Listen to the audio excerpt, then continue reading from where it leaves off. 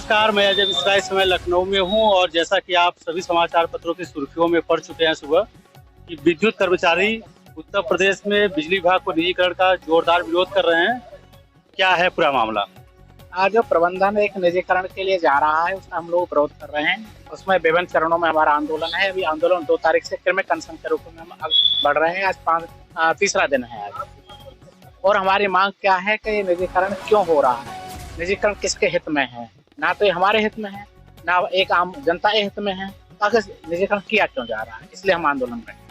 तो निजीकरण का नुकसान अगर देखा जाए सीधे तौर पर सबसे पहली कड़ी के रूप में देखा जाए तो उपभोक्ता होगा, लेकिन ये सारे प्रदेश के उपभोक्ता शांत क्यों बैठे हुए हैं? क्योंकि एक बड़ी मुहिम आप लोग लेकर चल रहे हैं और इसका नुकसान कहीं ना कहीं उपभोक्ता को ही होगा। तो ये उपभोक्ता क्यों शांत है इस मामले में? निजीकरण का जो नुकसान होगा आम जनता को होगा, हमको होगा, लेकिन इसका फायदा जो होगा चंद पूंजीपतियों को होगा। दूसरा नुकसान जो आप कह रहे हैं कि जनता हमारे साथ क्यों नहीं आ रही है, जनता हमारे साथ में है, लेकिन अभी उनको मेन उद्देश्य या मेन मोटो नहीं पता है। जब हम लोग उनके बीच में जाएंगे तो निश्चित रूप से जनता हमारे साथ आएगी। आप लोगों के साथ में बहुत अत्याचार अन्याय किया जा रहा है कि पता चला कि आपकी बिजली भी काट दी गई थी, शौचालय नहीं यूज करने दिया जा रहा है, तो इस पे क्या कहना है आपका? देखिए, हमारा जो आंदोलन चल रहा है, हम उस स्थिति में आंदोलन कर रहे हैं कि पूरी जनता को इस टाइम शेड्यूल के हिसाब से बिजली भी दे रहे हैं और अपना आंदोलन भी कर रहे हैं। और हम बिना बिजली के में बैठे हुए हैं और जनता को बिजली दे के आंदोलन कर रहे हैं हम लोग। तो इससे ज़्यादा हम लोकतांत्रिक तरीके से क्या अपनी बातें रखेंगे? उसके ऊपर इतनी उत्पीड़नात्मक कार्रवाइयाँ जो करी जा रही हैं, हमारी आपसे अपील है कि माननीय मुख्यमंत्री तक ये पहुँचाइए। ना तो जनहित में है, ना कर्मचारी हित में, ना ये देश हित में रहेगा। निजीकरण किसी के हित में नहीं है, सिर्फ कुछ पूंजीवादी एक व्यवस्था के अंदर के पूंजीवादी लोगों को लाभ पहुंचाने के लिए ये कार्रवाई करी जा रही है। अगर देखा जाए तो जिस तरीके से ये निजीकरण की प्रक्रिया चल रही है, एक तरफ सरकार है, एक तरफ आप लोग हैं और कहीं ना कहीं बहुत सारे लोगों को खामियाजा उठाना पड़ रहा है। जॉब इसलिए जा रही है जो लोग संविदा पे कार्य कर रहे हैं। आज ही पेपर में कि 250-300 लोगों को निजी कंपनियों ने बाहर कर दिया। एक तरफ सरकार ये दावा करती है कि हम रोजगार ले आएंगे, इस तरफ जो संविदा पे भी लोग हैं उनको बाहर करवा रही है। इस पे क्या कहना आप लोगों का? अच्छा, आपने अभी आज का पेपर पढ़ा होगा, सरकार ने या सरकार के नुमाइंदों ने ये कहा है कि हम एक संविदा पोर्टल बनाएंगे। यदि आप संविदा पोर्टल हम बनाएंगे किसके लिए? यदि आप पहले 25,000 संविदा कर्मियों को निकाल देंगे, क्या आप पोर्टल इसलिए बना रहे हैं कि हम 25,000 पहले निकालें फिर उसे पोर्टल के माध्यम से भरें? क्या ऐसी हमारी पॉलिसी है क्या? ये दो तरह की बात नहीं हो सकती। दूसरा, भी हमारे साथी सुरेंद्र सिंह जी ने कहा, ये पहला एक ऐसा आंदोलन हो रहा है कि हम पूरी आम जनता को, हमारे जो कंज्यूमर है उनको अनवरत बिजली दे रहे हैं और हमारी बिजली काट दी जा रही है। हम उसको झेल रहे हैं, लेकिन हम आंदोलन कर रहे हैं। आंदोलन इसीलिए है कि ये हम लालटेन युग में ना चले जाएं। और प्रबंधन क्या चाहता है? लालटेन युग में चाहता है, इसीलिए हम उसका विरोध कर रहे हैं। उत्तर प्रदेश के मुखिया योगी आदित्यनाथ इस बात को लेकर प्रतिबद्ध रहते हैं कि किसी भी तरीके की अगर समस्या किसी के बीच में होती है तो उसका त्वरित समाधान करते हैं। इतनी बड़ी समस्या प्रदेश की है, महीनों से आप लोग संघर्ष कर रहे हैं। क्या कोई ज्ञापन दिया, उन लोगों से मिलने की कोशिश की आपने मुख्यमंत्री जी से? नहीं, माननीय मुख्यमंत्री जी वहाँ पर अभी हमारी वार्ता नहीं हो पाई है, लेकिन चेयरमैन साहब जो हमारे मुखिया हैं वो माननीय मुख्यमंत्री को गुमराह कर रहे हैं, गलत फीडिंग कर रहे हैं, वहाँ गलत तथ्य बता रहे हैं। आपने देखा होगा जब जुलाई में उन्होंने सेमिनार किया था माननीय मुख्यमंत्री जी वहाँ पर ये कहा कि हमारी एटेंसी लॉसेस कम हो गई, हमारा रेवेन्यू बढ़ गया, हमारा बिजली विभाग अच्छा काम कर रहा है। उसे सिर्फ 2 महीने बाद में कह रहे हैं नहीं हम घाटे में चले गए। तो 2 महीने पहले जो फायदे का काम हो वह 2 महीने बाद में घाटा नहीं हो सकता है। इसका मतलब हम तथ्य गलत दे रहे हैं, छिपा रहे हैं कुछ, हमारी मंशा छिपी हुई कुछ दूसरी है। ये हम माननीय मुख्यमंत्री जी को आपके चैनल के माध्यम से बताना चाहते हैं। उनके अनुरोध है कि एक जो वास्तविक स्थिति है, वास्तविक पहलुओं को आप पहचानिए और देखिए कहीं ऐसा ना हो कि कोई दूसरे छुपे में कोई आपकी छवि पर प्रतिकूल प्रभाव डालने की कोशिश कर रहा हो। मैं यही अनुरोध है कि आप वास्तविक स्थिति को देखिए, पहचानिए और तब आप कार्रवाई करिए। आपसे जानना चाहेंगे जो जिस तरीके से बिजली विभाग का निजीकरण किया जा रहा है, कुछ विशेषज्ञों का ये कहना है कि शहर की जो क्रीम जमीन है जहाँ पे बिजली विभाग के ये ऑफिस जो हैं वहाँ पे उसको कमर्शलाइज करेगी प्राइवेट कंपनियाँ और वहाँ पे एक बढ़िया रेवेन्यू जनरेट करेगी, इसलिए भी ये व्यवस्था चल रही है। ऐसा कुछ भी शुरुआत है? ऐसा कुछ भी कहने से हम इनकार नहीं कर सकते, क्योंकि जो स्थितियां हैं आप मान के चलिए कि कभी इसी जमाने में जो हमारा एयरलाइंस एयर इंडिया जो थी वो हमारी गवर्नमेंट के हाथ में थी। गवर्नमेंट के हाथ में होने में जो हमारे टिकट थे वो रीजनेबल प्राइस थे। यहाँ कुंभ में जितने भी लोग गंगा स्नान करने गए थे, रेलवे क्योंकि सरकारी है उसने अपना कोई टिकट नहीं बढ़ाया, लेकिन उस समय कुंभ के दौरान जो अपनी एयर इंडिया थी प्राइवेट जाने के बाद में उसने अपने टिकट मन मर्जी से बेचे, 25 से 30,000 40,000 तक जैसा उसका मन हुआ उसने बेचा, क्योंकि उसमें सरकार जो थी, सरकार का निजी कंपनियों पे कोई भी कमांड नहीं रहता। वही बिजली व्यवस्था में भी होने से इनकार हम नहीं कर सकते।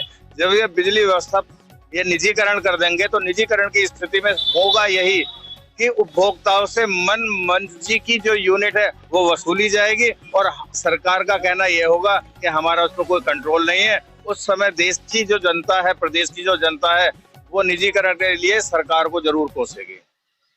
किस हद तक संघर्ष करेंगे आप लोग? आगे जी भी आगे जी, किस हद तक आप लोग संघर्ष करेंगे कि ये जो मुहिम चल रही है किस स्तर तक लेके जाएंगे? अभी आप यहाँ पे बैठे हुए हैं, इसके बाद आपकी अगली जो प्लानिंग है किस लेवल की है और किस तरीके से इसको और अपनी बातों को बड़े स्तर पर ले जाने के लिए?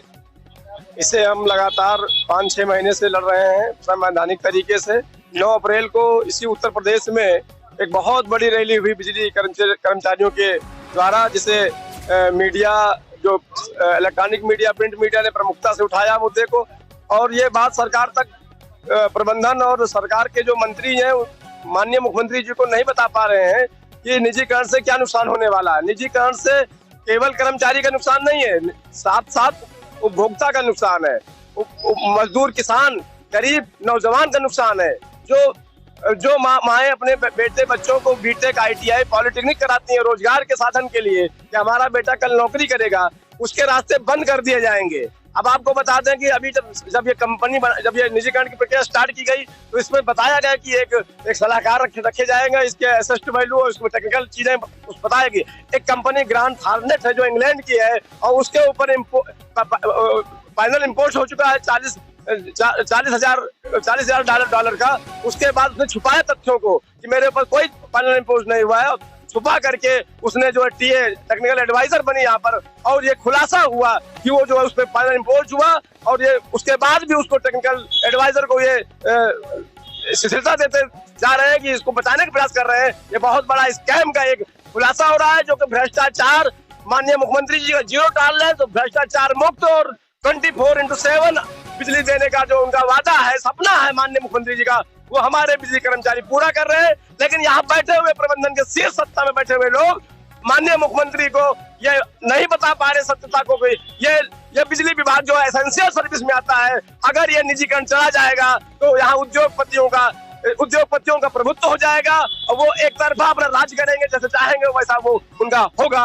और मैं इस चीज को आपको बताना चाहता हूँ, आज अनशन है, अनशन में हम लोग बराबर बैठे हुए ये बताने का प्रयास कर रहे हैं सामान्य तरीके से कि हम आपके जो भ्रष्टाचार है, आपके जो टीम यहाँ पर लगाई है, जो यहाँ लोग बैठे हुए हैं, ये आपको गुमराह कर रहे हैं, मिसगाइड कर रहे हैं, आप अवगत हो। और आपके माध्यम से मैं कहना चाहता हूँ कि जब तक ये निजीकरण वापस नहीं होगा, हमारा ये लोकतांत्रिक तरीके से धरना प्रदर्शन जो भी हमें प्रदत्त है कॉन्स्टिट्यूशन ऑफ इंडिया में, मैं उसके सहारा लेकर के आगे बढ़ता रहूंगा। मैं फिर कहता हूं आपसे, हम आ भी करते हैं तो हो जाते हैं बदनाम, वो कत्ल करते हैं तो चर्चा नहीं होता।